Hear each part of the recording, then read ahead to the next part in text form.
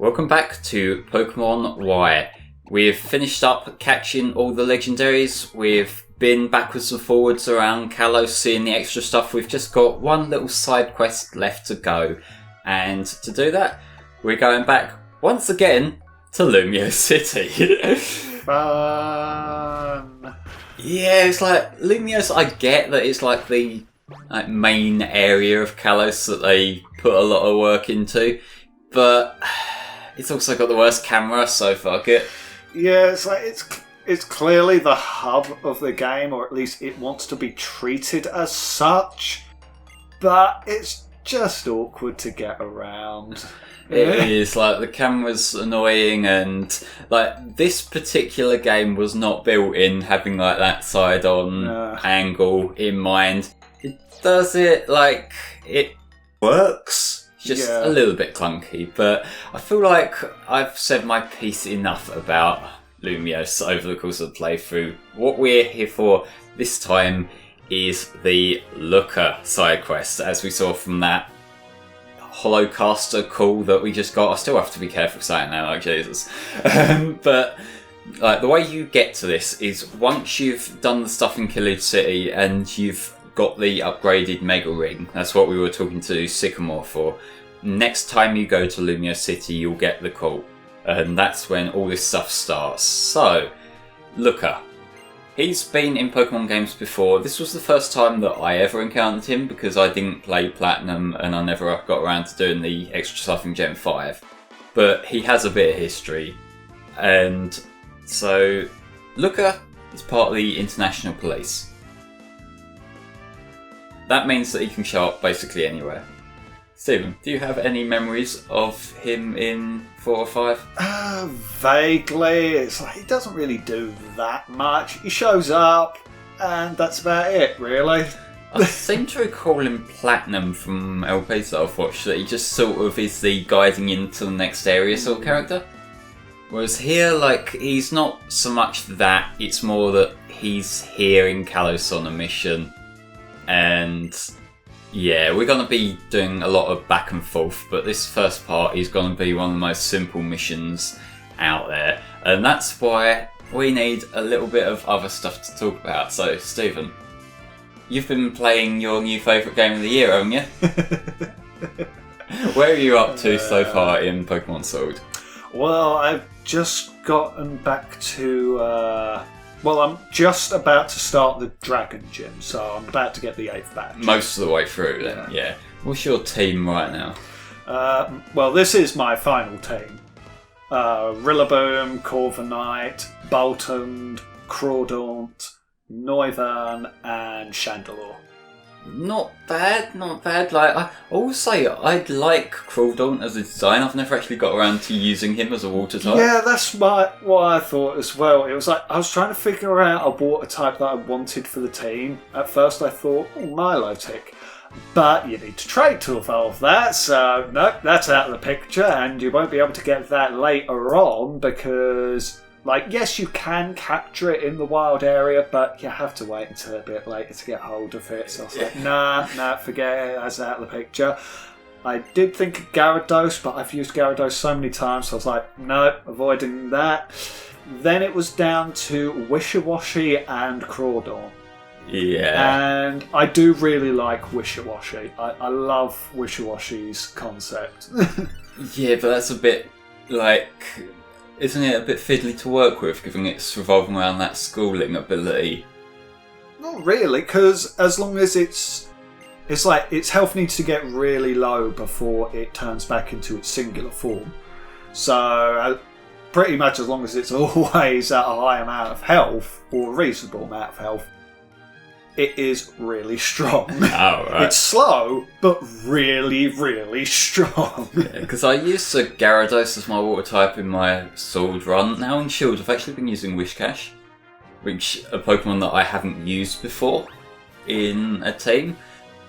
I usually do sort of default to Gyarados. It's like, and I do want to draw attention to the fact that in an earlier part I was sort of making fun of Pelipper for being like having the double weakness to electricity, and then like minutes later I was talking about how great Gyarados is. Like, I realise that I'm fucking dumb sometimes.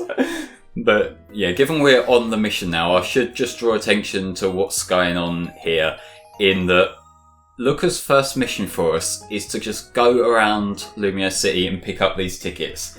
That's all the first mission is, so I'm not too worried about doing blow-by-blow commentary here. So that's why I'm going to keep grilling Stephen on his Pokemon Sword takes. So, how have you been enjoying it so far? It's pretty much been exactly how I thought it would be. It's like, yes, it's fun to play only because it uses the exact same gameplay loop of every other game. So it's like, I'm not even going to rate it on that because every other game does it exactly the same. So it's like, well done, you did the bare minimum. Bravo. I give you a gold star. Yeah, so Chris, I'm getting the impression this is Game of the Year, do you think? Oh, right. Like, it's his favourite game. Yeah. It's like first the positives. Yeah. I actually feel that the levelling system is handled fairly well. I never found myself over-leveled when I got to a gym. I was like 4 or 5 levels above them, so it's like I was never too strong for them. But even so, they're not exactly difficult.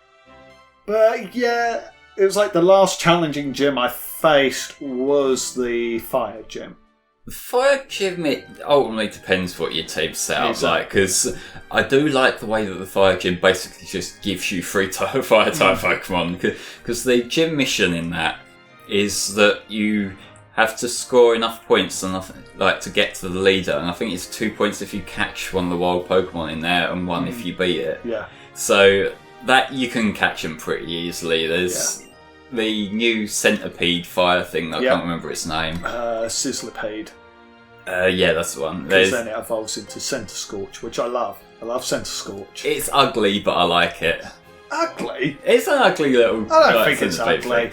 But there's a Litwick and a Vulpix. Yep, I caught all 3 of them. I took that Litwick, kept it on my team, and it actually was part of the reason I ended up winning against him because of Flash Fire. So, right. Yeah, it was like, right, I'll just stick you out there, Confuse Ray. I think I actually beat his first Pokemon with Litwick because of Confuse Ray.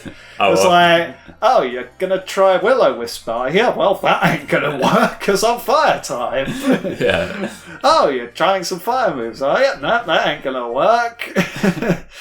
But, so, yeah, he ended up... it was like, it wasn't easily fought battle because it was like I only brought a few Pokemon in with me because... It's like I only wanted to keep in ones that I was certain I was going to use. So it's like It's like I didn't manage to keep it to just using 3 Pokemon against him. It's like I sort of challenged myself to just keep it to the number they're using. Otherwise, otherwise I feel like a loser against them. I'm like, no, I lost there. Yeah, it was decently fought battle, but after that it was like, and now everything just falls before me. Especially when I got Corviknight. Yeah, Corviknight is pretty fucking beast. Like, that is great when you go up against the fairy gym, isn't it? Oh yeah, Corviknight just tore through that. It was like, I got it just as I was going through Glimwood. Yeah, see, for my shield run, I completely annihilated the fairy gym because I had the Corviknight. And I also have Galarian Wheezing, so I had like poison and steel coverage. So like the fairies didn't stand a fucking chance, bless them. Yeah, it's like the leveling's fine. The some of the towns are quite nice looking. They definitely show the advantage of style over graphical fidelity. Yeah, I think you're gonna like the final town the most because I did. I don't know. Have you seen it yet? I've seen it, and it does look quite lackluster in my opinion. You what? Well, I guess it is literally London. I guess you can take that either way. I like it because it's a faithful recreation, but... I quite liked Hulbury. That seemed the most, Which one was that one? That's the water gym. Oh, yeah. I actually quite like that. That actually felt like a seaside village. It's it's not bigger than any other town, but because of the way it was designed, it actually felt quite nice. Yeah, there are some locales in the Pokemon series that you just think, I wouldn't mind living here. Yeah. Because obviously we bitch about Lumiose because of the camera. As a place, it's Paris. Exactly. I could settle there. That seems like quite a nice place. I liked the Ballonley, I think it's called. The fairy town. Yeah, the fairy town. Yeah, visually, that is the most appealing. It is absolutely It's gorgeous. yes, the graphics make it look a little janky at times, but otherwise, yes, that is the best looking place in the entire game. Yeah, I would say that's second just behind Wyndon, honestly. But again, I like literally London. It's the Ice Town's nice, feels small though. The Ice Town, it looks okay, it's just... it can't run it properly. Yeah, that is astonishing. There is nothing happening in that town, but the moment you go past a pond, everything comes to a screeching halt, and it is astonishing. But yeah, it's sometimes the visuals can be nice. The peak of it for me has been Bellonley. But other than that, the rest of the game looks painfully mediocre or ugly. Yeah, some of the routes in the wild area do leave a lot to be desired, don't they? It is staggering how poorly made this game is. What looks ugly? Most of the game in general. With the wild areas. The wild area is hideous. Is that just not boring? And it's very boring. It's just a big field. It is a glorified route. Right, that is it. It's just a glorified route. It's look, you can go between all these places without a loading screen.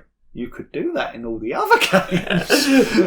It's just that the camera wasn't at an angle where you could see them coming. Well, I think that will do us for the first part of the Looker Showcase. Next time we will actually address the game a bit more because there's actually stuff happening. But I kind of wanted to let Stephen gush about his favourite game a little bit before we got into that. So, ladies and gentlemen, join us next time for more Looker. See you then.